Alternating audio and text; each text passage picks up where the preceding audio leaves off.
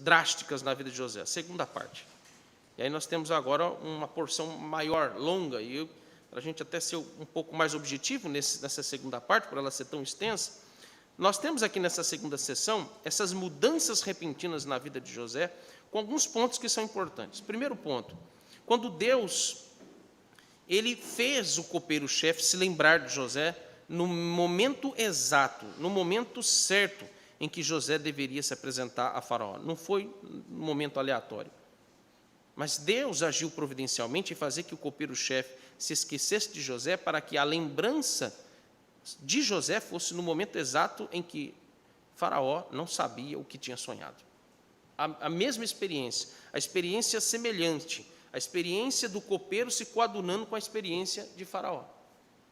Você percebe a providência de Deus atuando milimetricamente. Então, esse é o primeiro aspecto dessa mudança drástica na vida de José. Ele agora é lembrado. O segundo ponto é a forma como apressadamente José ele é convocado a se apresentar perante Faraó. Quando você vai para o verso 14, a mudança repentina, então, ela se apresenta interna, mas também ela se apresenta externa, mas ela também se apresenta interna. Por que eu estou dizendo isso? Externa, ele muda rapidamente a sua vestimenta, ele se limpa, ele tira sua barba, até porque os egípcios, em geral, não era costume da alta corte de Faraó, como vocês, e realmente é isso mesmo, vocês já viram as imagens, já viram como que era a cultura egípcia. Eles odiavam pessoas barbudas, eles odiavam aquilo era sinônimo de imundície e de sujeira. Eu gostaria muito de ter barba. Hoje, a masculinidade, a barba tem uma simbologia para nós ocidentais, né? Mas se deixar 2, 3 anos, não vai nascer nada, vai ser só fiapo, pelo, mais nada, vai ficar tudo espalhado. Então é melhor não ter. Naquela época era o contrário. Quem tinha barba era considerado imundo, feio, inferior. Tanto é que eles, inclusive, rapavam a cabeça, eles ficavam careca, o corpo ficava limpo. José, veja a mudança drástica, ela é externa porque ele precisa estar aparentando um egípcio, porque ele era hebreu. E os hebreus são peludos, né? Os hebreus têm as características culturais de ser barba, viver quase como nômade, em tendas, eram criadores de gado. Uma vida totalmente diferente, uma forma de viver totalmente diferente. E essa mudança é drástica, mas ela também é interna, porque agora José ele está num processo em que ele precisa lidar com uma situação que impacta o seu passado, e agora você tem um momento tenso também no coração de José. O seu passado não pode interferir no presente e no futuro. Olha os traumas de José. Já nós vamos pensar um pouquinho sobre isso aqui. O aspecto de um prisioneiro esquecido se muda para um homem que agora é colocado acima dos magos, que é colocado acima dos sábios do Egito, porque a eficiência da religião e do conhecimento dos egípcios caiu por terra. Olha Deus agindo. Veja, a mudança é drástica também no modo como Deus vai conduzir agora os elementos culturais do Egito e revelar para os egípcios quem é que realmente prevalece, quem é que deve ser o pilar de toda a nação, na economia, na religião e no conhecimento. Eu comentei com vocês há um tempo atrás, acho que foi o penúltimo ou último sermão, por que o calvinismo, por que a fé reformada, ela se sobressalta sobre qualquer ideologia, sobre qualquer tipo de linha de conhecimento que você possa ter. Por quê? Por causa de um ponto só. Em tudo que um calvinista estuda, a conclusão que ele chega é que Deus é soberano. Essa é a máxima do calvinismo. Eu quero ver alguém sobrepor isso. Não tem corrente teológica, não tem corrente filosófica, não tem nada que possa se sobrepor a esse preceito máximo das Escrituras. Não é porque eu falo reformado calvinista no sentido de se identificar, mas a base disso nas Escrituras. Quando o que Deus nos revela em toda a Escritura, em qualquer história que você vê, Deus é soberano.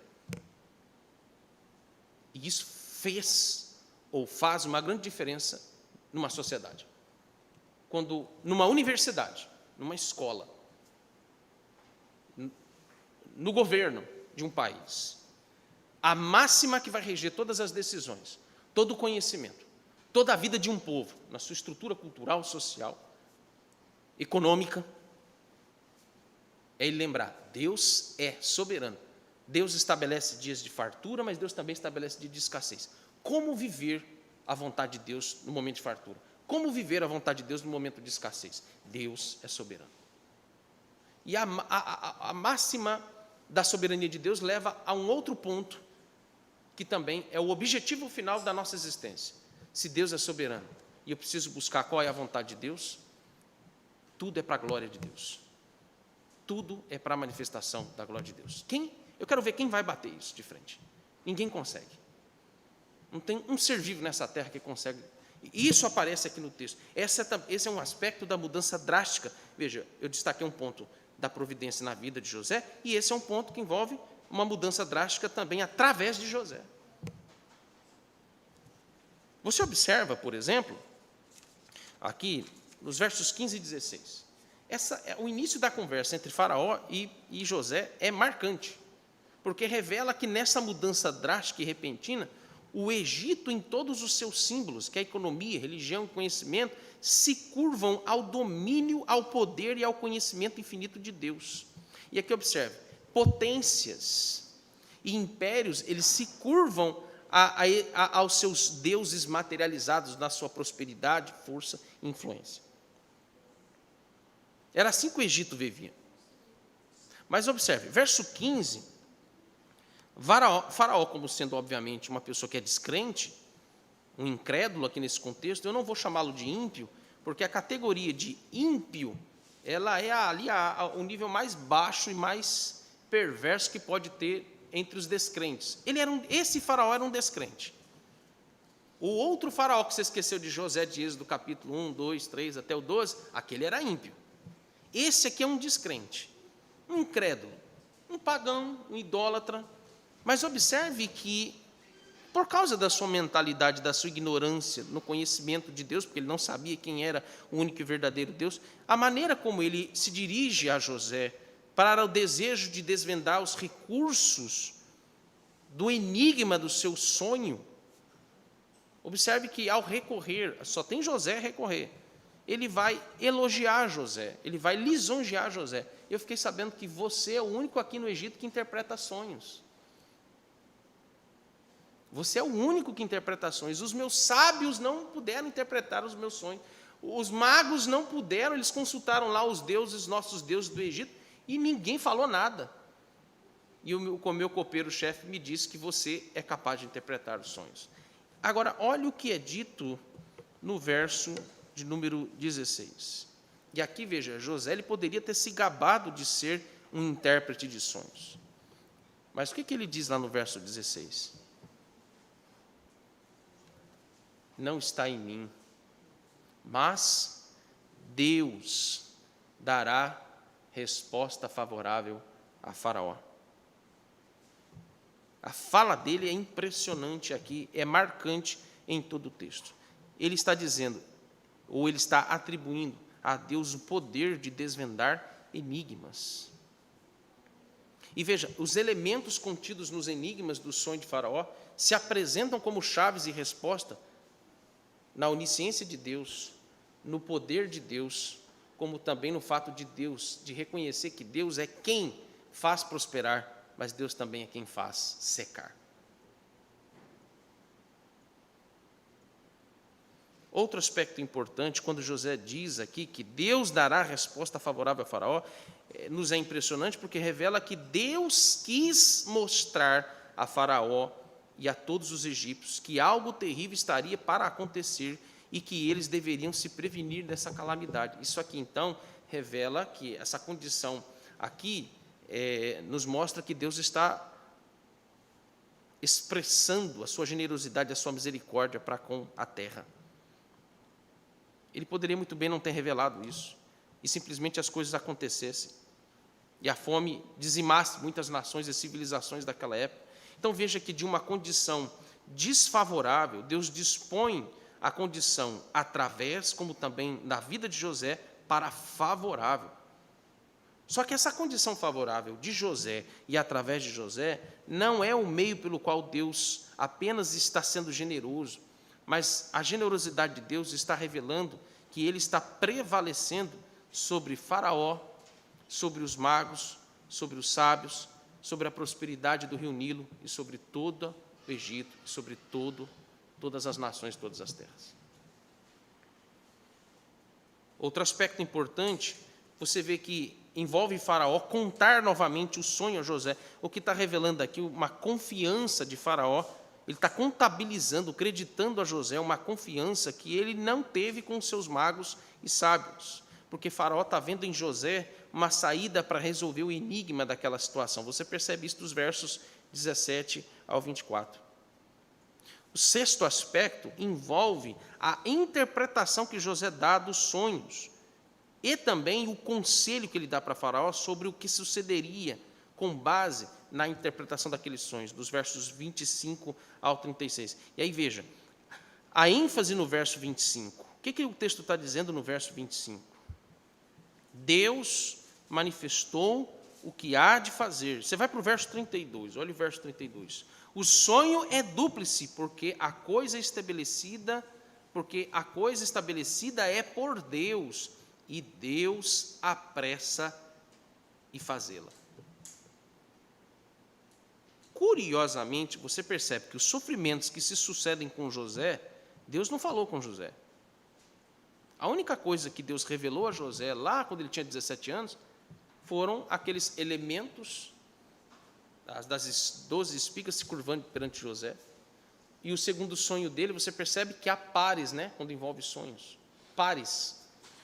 Ele tem 2 sonhos, o copeiro e o padeiro 2 sonhos, e aqui Faraó, o pares de um sonho, que também a gente poderia ter 2 sonhos, mas é um único sonho, no sentido de mostrar um único enigma. Mas observe que Deus nunca revelou para José o que sucederia com ele mesmo. Deus não quis, porque isso faz parte da providência secreta de Deus. Só que em alguns momentos, veja que o texto está nos ensinando, que em alguns momentos Deus, por sua misericórdia, ele resolve revelar alguns dos seus desígnios aos homens, a fim de manifestar algum propósito ligado ao seu plano de salvação e de preservação do seu povo. Porque a ênfase, a partir daqui do texto, é mostrar que Deus está preservando e salvando seu povo. Isso aqui revela um José não apenas cheio de sabedoria, e de fato, como a gente viu no sermão passado, o que se destaca no capítulo 40, um homem cheio de sabedoria excepcional. Mas não é só isso. Mas agora o texto está nos apresentando um homem experimentado, um homem amadurecido, não apenas de vida, mas principalmente um amadurecimento, preste atenção nisso, solteiros, jovens, aí os meninos, um amadurecimento que é espiritual. José já tinha seus 30 anos de idade quando tudo isso aqui aconteceu.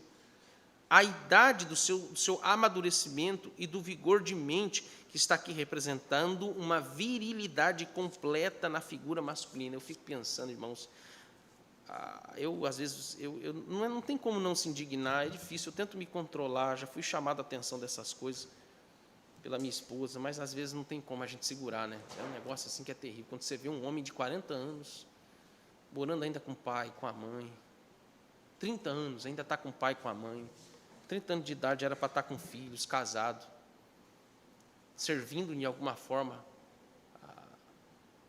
a família, a igreja, ao país. E você vê aqui como faz diferença.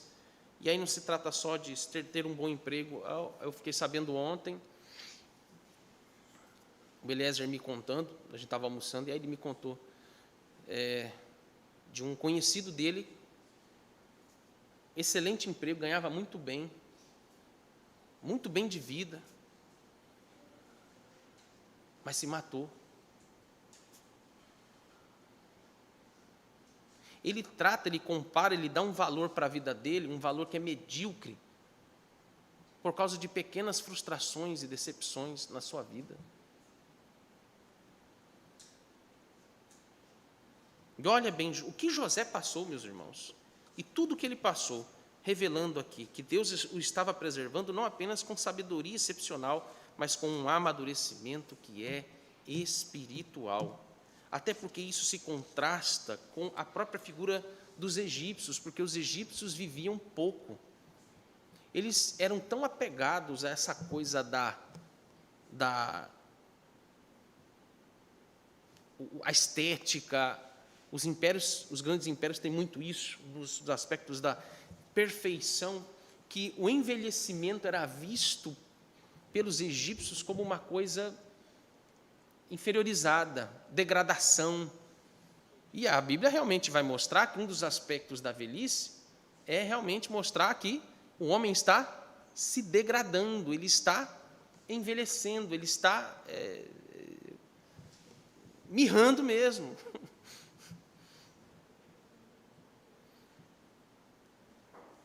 Ele tem data de validade, ele vai acabar. E os egípcios queriam fugir dessas advertências da providência de Deus. E eles morriam muito cedo. A perspectiva de vida entre os egípcios era, no máximo, até 40 anos ou 50 anos. Porque eles queriam ser lembrados por uma aparência de vigor físico. Não à toa a prática da mumificação, para a preservação, o máximo que eles pudessem, daquela fisionomia estética perfeita, o materialismo aqui sendo exposto a nós na cultura egípcia.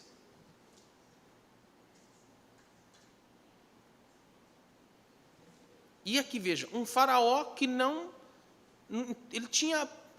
ele era rei de uma grande potência, mas quem era ele? Não soube lidar nem mesmo com seus sonhos, com o que sonhou, ficou perturbado. E aqui um escravo hebreu é usado por Deus para envergonhar Faraó, humilhar Faraó.